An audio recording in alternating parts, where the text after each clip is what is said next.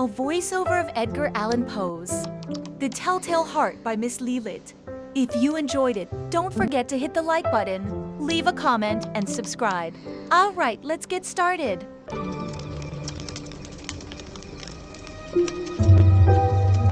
Nervous. Very, very nervous I was, and I am. But why will you say that I am mad? The disease made me very sensitive. All my senses were so sharp, and above all was the sense of hearing.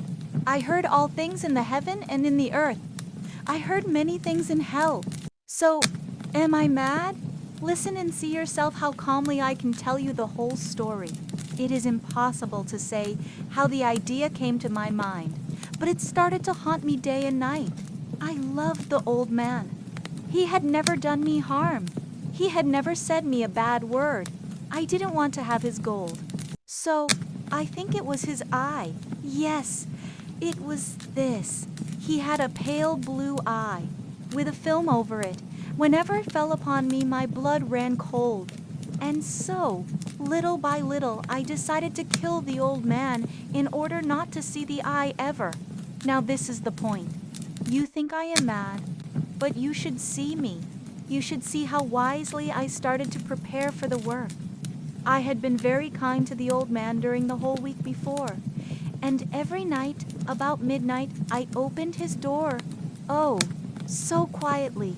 And then I put a dark lantern into the opening, all closed, so that no light shone out. And then I put in my head. Oh, you would laugh to see how carefully I put my head in. I moved it slowly, very, very slowly, so that I would not disturb the old man's sleep. It took me an hour to put my whole head in the opening so that I could see him lying on his bed. And then, when my head was in the room, I opened the door of the lantern carefully. Oh, so carefully. I did it just so much that light fell upon the old man's eye. And this I did for 7 long nights, every night, just at midnight. But I found the eye always closed. And so it was impossible to do the deed, for it was not the old man who annoyed me, but his evil eye. And every morning I went into his room and spoke to him in a friendly tone and asked him how he had passed the night. So, you see, he would never suspect that every night, just at 12, I looked in upon him while he slept. On the 8th night, I was more than usually careful in opening the door. I did it so slowly that a clock-minute hand moved more quickly than did mine. And I could not hide my feelings of triumph. Just imagine that I was opening the door little by little, and he didn't even dream of my secret thoughts. I laughed at the idea, and perhaps he heard me, for he moved on the bed suddenly. You may think that I got out, but no. It was very dark in his room, for the shutters were closed, and so I knew that he could not see me, and I kept opening the door on little by little. My head had been in the room already, and I was going to open the lantern when my fingers slipped and I made a noise. The old man sat up in bed quickly, crying out, "Who's there?" I stood quite still and said nothing. For a whole hour I did not move a muscle, and at the same time I did not hear him lie down. He was still sitting up in the bed listening, just as I have done night after night, listening to the clock on the wall. Soon I heard a cry, and I knew it was a cry of mortal terror. It was not a cry of pain or of grief. Oh, no! It was the low sound that comes from the soul when it is full of terror. I knew the sound well. Many nights, just at midnight, when all the world slept, it has come from my own soul. I say I knew it well.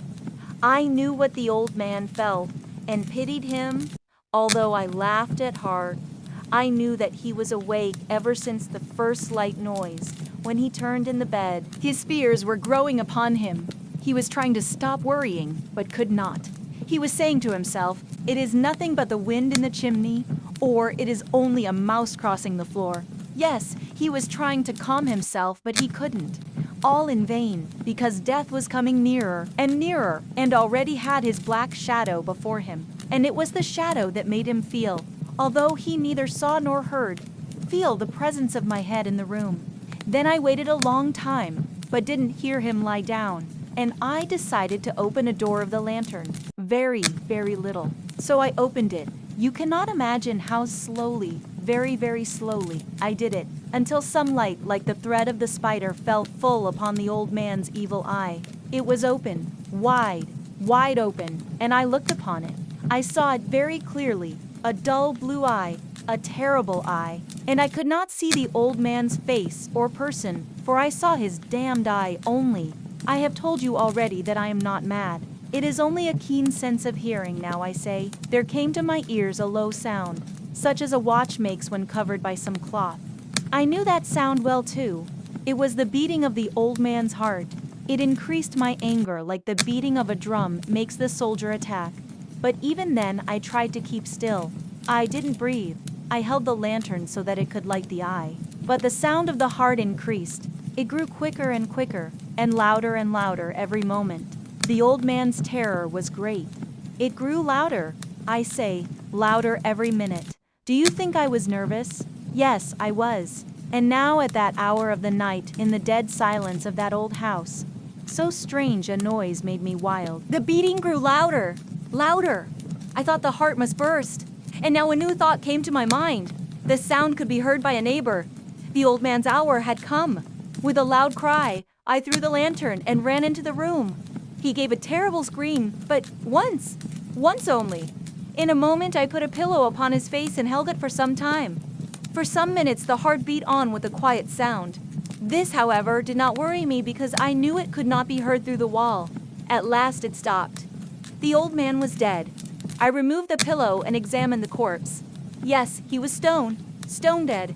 I placed my hand upon the heart and held it there many minutes. There was no pulsation. He was stone dead. His would trouble me no more. If still you think me mad, you will think so no longer when I describe you how careful I was while hiding the body. It was night, but I worked quickly in silence. First of all, I cut off the head and the arms and the legs. I then took up 3 planks from the floor and put all there. I then replaced the boards so cleverly, so cunningly, that no human eye, not even his, could have seen anything wrong. There was nothing to wash out, no stain of any kind, no blood spot whatever. I had been too careful. Ha ha! When I had finished, it was 4 o'clock, still dark as midnight. At about 1 o'clock, there came a knocking at the street door. I went down to open it with a light heart, for what had I now to fear? There entered 3 men who introduced themselves as officers of the police. A scream was heard by a neighbor during the night. Information came to the police, and they, the officers, were sent to search the house. I smiled, for what had I to fear? I welcomed the gentleman. The scream, I said, was my own in a dream. The old man, I mentioned, was absent in the country.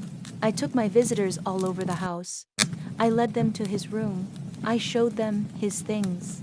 In the enthusiasm of my confidence, I brought chairs into the room and invited them to rest from their work, while I myself, enjoying my perfect triumph, put my own chair upon the very spot beneath which was the body of the victim.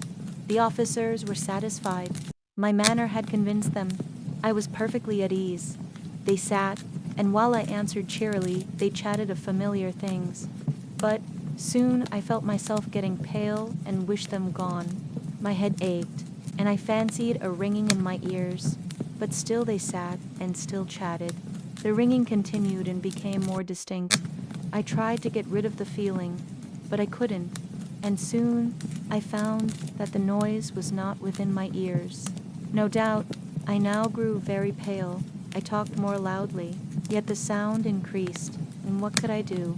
It was a low, dull, quick sound, like a sound as a watch makes when covered by some cloth. Yet the officers heard it not. I talked more quickly, more wildly, but the noise grew louder. I stood up. I talked, I gesticulated, but the noise grew louder. Why would they not leave? I went to and fro, as if excited, but the noise grew louder. Oh God, what could I do? I raved. I swore. I took the chair upon which I was sitting and grated it upon the boards, but the noise was everywhere. It grew louder, louder. Louder, and still the men chatted pleasantly and smiled. Was it possible they heard not? Almighty God, no, no. They heard, they suspected, they knew. They were laughing at my horror. This I thought, and this I think. But anything was better than this agony. I could stand those smiles no longer. I felt that I must scream or die. And now, again, hark, louder, louder, louder, louder, villains? I cried, I hide no more. I admit the deed. Tear up the planks, here, here. It is the beating of his hideous heart.